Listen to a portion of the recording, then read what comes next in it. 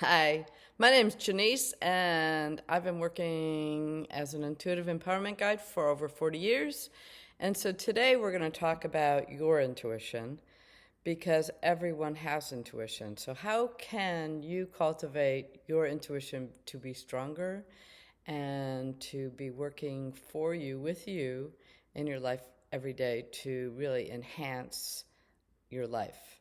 So there's a few steps that I want to share that I found have worked with myself and others that I've been working with over the years in helping strengthen intuition. So the first thing is to recognize you have intuition. A lot of people I hear say, "No, I don't have any intuition." And the truth is, we are all wired with intuition, whether we listen to it, whether we know it, but we're all wired with it. And so intuition is defined as knowing something without the reasoning behind it, having a sense of feeling. And so someone will say, "Well, I don't have intuition, but I had this gut feeling about this one day," or "I had a dream and this happened." So there's a lot of ways that our intuition speaks to us, and everyone has a different way. So when you compare yourself to somebody else's way, it's not necessarily yours. And so then you end up invalidating or criticizing or minimizing your intuition. So the first step is recognizing you have intuition. Second is really learning about the style of your intuition. Reflect back on your life. What way did you experience something? Did you have a thought come in your head about some situation and then that showed to be accurate? Did you have a gut feeling? Did you have a dream? There's all these different ways. Some people hear, some people see. And when I say see and hear, that's not the way, for my intuition. And this is, I'm just coming from my own perspective because everyone's intuition speaks to them. Everybody has a different language, the way they receive. But for me, in the beginning days, I would my grandmother taught me how to do cards, and I don't work with the cards anymore because I've moved into really following the intuition in a different way. But I needed a medium in the beginning that helped me connect with it. And then I started working with dreams, and then I started getting thoughts and feelings. And so for me, it was a progression of over a year of the changing of the styles for me, and then the guidance and communicating with the intuition and or the divine for me. So it's about finding your style and not comparing your style to anyone else's and not comparing where you are with your style. Because once you know your style a little bit, you can really work with it. So it's about asking questions with that style. And then the next step would be asking questions and then writing down what you're getting. Even if you don't know if it's your mind, if you're making it up, just writing it down. So then keep asking the same question, keep writing down feelings, get even if it's a sensation. If you're getting a feeling of a sensation, write that down. So don't analyze it at this point. But there is a point where you need to bring the intellect in to really examine it a little more, for you to really cultivate and get to know your intuition, because it's about becoming friends with your intuition. And when you're getting to know someone, as you're getting to know your intuition, it's a process. It's a fun process. It should be. It could be. It is. So when so the question, maybe you have a job opportunity, and so the question is this the job for me? Is this the best job for me? And then you just, go inward. Also, another intuition for some people, and I've used this over the years, is asking for signs outside.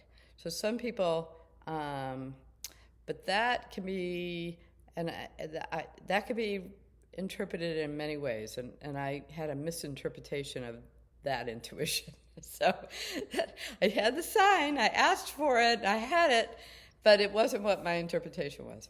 So ask a question, Write down all the thoughts, feelings, even if you have an eagle flying by or a hawk or something, write that in there. And then just sit with that. Sit with what you've written down and really be with it, feel it. And when you really bring it to the feeling level, you can kind of feel whether it's your emotional nature connected to that answer or your intuition or your mind. And that's where the examining comes in. So then you would ask the same question until you really get comfortable with asking and getting the answer. It's a process. And even though I've been doing this basically since 12 years old, it's still a process for me. It's because we have a mind, intellect, we have emotions, and sometimes they filter through, and our interpretation is from that place. So it's about really connecting more and more and getting the different feelings. And so what I've learned and am learning, it's always a journey, is how do you, when I receive the answer, what part of me is it connecting with? Does it have emotion? If it has big emotion, then it generally is my emotional filter. So that's what I have found, how to tell the difference for me. And it's when you're in your relationship with your intuition and you're getting to know it, and whether you want to call it from a guide, from God, from your higher self, from your soul, there's so many views, and that's why there's not a one size fits all. Every soul has a different journey. Your soul has a different journey, and what is that? And how do you connect? If you have a relationship, I have another video talking about cultivating a relationship with what God is for you, if God exists. And so it's really, and I have found that everyone has something they relate to, whether even they just say higher power. And when you are connecting to that small, still voice inside, or the guides, the masters, God, the connection, then you're bringing in higher information from a higher place, beyond our mind and beyond our emotion.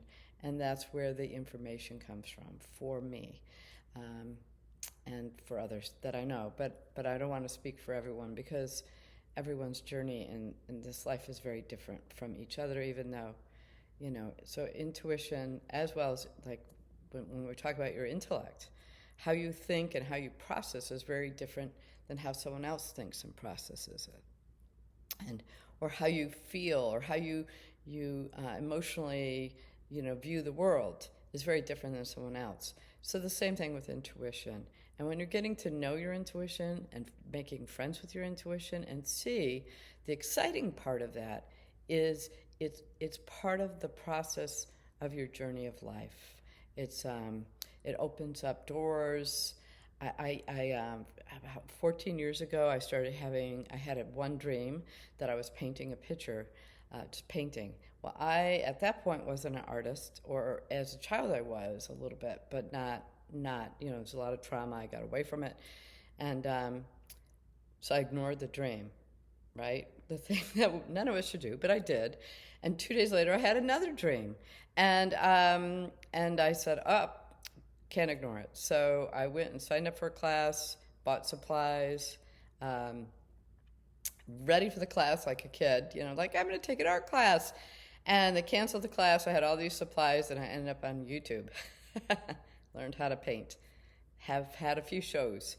So, who'd ever think that I would be guided to be an artist? And you're making jewelry, making glass bowls, So it's exciting when you open yourself up to other parts, elements of your nature. Your intuition guides you in ways that your mind or your emotions or others' expectations won't do that for you. So I really hope that you listen to this, this video, and it works for you. So the first step is recognizing you have intuition. Second is really what style of intuition do you have? Getting to know that, becoming friends with that. Third, asking questions and writing them down. And fourth is really repeat, rinse and repeat. No, repeat that, and then review inside. Really kind of feel and sit with and review what you wrote, but take everything down from the question. So I'm going to share my my intuition that was not interpreted correctly and how this can happen.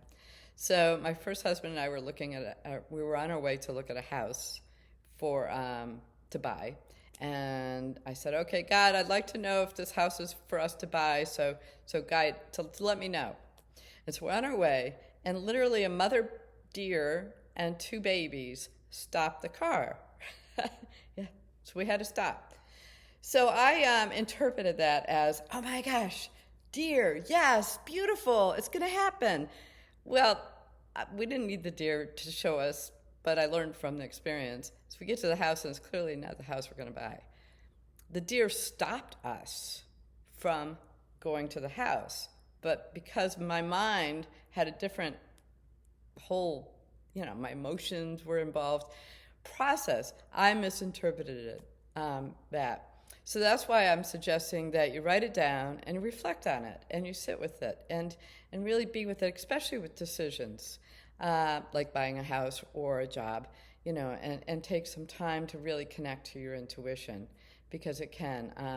It led me to Asheville, North Carolina, my intuition. Never had that on my radar, and my life has been, has really been incredible. So it might open doors that you are not consciously aware are available for you that would really enhance your life in so many ways.